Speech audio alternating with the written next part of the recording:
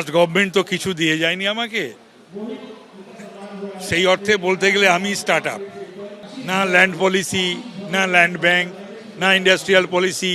জমিনীতি ছিল না, জমিনীতি হচ্ছে, ড্রাফট হয়ে গেছে। এবার সমস্ত কতগুলো তো ধাপ আছে, সেই ধাপ পেরোতে হবে, তো তবেই জমিনীতি ঘোষণা করা যায়। বেঙ্গল মিন্স বিজনেস, এটা শুধু স্লোগান নয়, এটাকে বাস্তবায়িত আমাদের সরকার করবে। মাঝারি ও ভারী শিল্পে বিনিয়োগের ক্ষেত্রে সবথেকে বড় বিষয় হলো একলপ্তে বড় জমি পাওয়া। এ নিয়ে অতীতের সিঙ্গুর নন্দীগ্রাম বিতর্কের পুনরাবৃত্তি এড়াতে শিল্পের জন্য প্রয়োজনীয় জমি কিনে তা সরাসরি বিনিয়োগকারীদের হাতে তুলে দেওয়ার পরিকল্পনা নিয়েছে রাজ্যের বিজেপি সরকার। বড় শিল্প প্রকল্পের ক্ষেত্রে আরেকটি বড় বাধা হলো স্থানীয় প্রশাসনের অনুমোদনের দীর্ঘ প্রক্রিয়া। সেই প্রক্রিয়া সরিয়ে কেন্দ্রীয়ভাবে সিঙ্গেল উইন্ডো ছাড়পত্র দেওয়ার ব্যবস্থা চালু করার কথাও জানিয়েছেন মুখ্যমন্ত্রী। যারা এই রাজ্যে বিনিয়োগ করতে চান, ল্যান্ড কোনো সমস্যা হবে না। আমরা ডাইরেক্ট ল্যান্ড পারচেজ স্কিমে আমরা আপনাদের ল্যান্ড পারচেজ করে হ্যান্ডওভার করব। ল্যান্ড সিলিং পলিসি একদম চেঞ্জ করে দেব।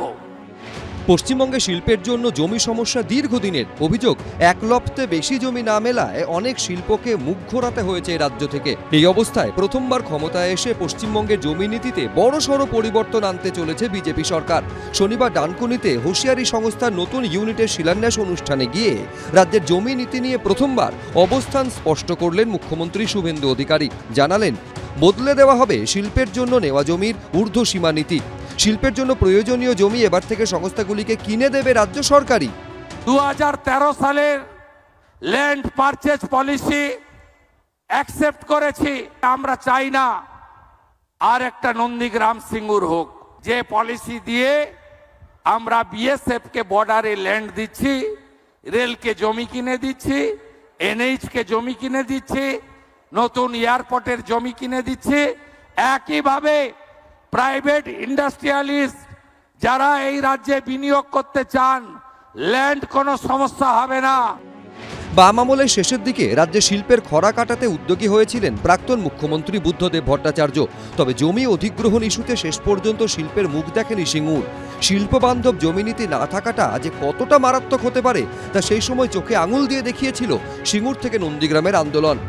আজকে যে 2026 সালে যে কথাটা শুভেন্দু অধিকারী বলছেন, সেইটাই তো ভারতের আইন মেনে 2006-07 সালে বুদ্ধদেব ভট্টাচার্য সরকার করতে গেছিল, তখন সেটাকে আটকে ছিলেন। মাঝের যে 30টা বছর চলে গেল, কতগুলো প্রজন্ম শেষ হয়ে গেল, কয়েকটা প্রজন্মকে বাংলা ছেড়ে বাইরের রাজ্যে গিয়ে এখন কাজ করতে হচ্ছে। তাদের জীবনের এই বছরগুলোকে ফেরত আনতে পারবেন? তা তো ফেরত আনতে পারবেন না। এবিপি আনন্দ, এগিয়ে থাকে, এগিয়ে রাখে।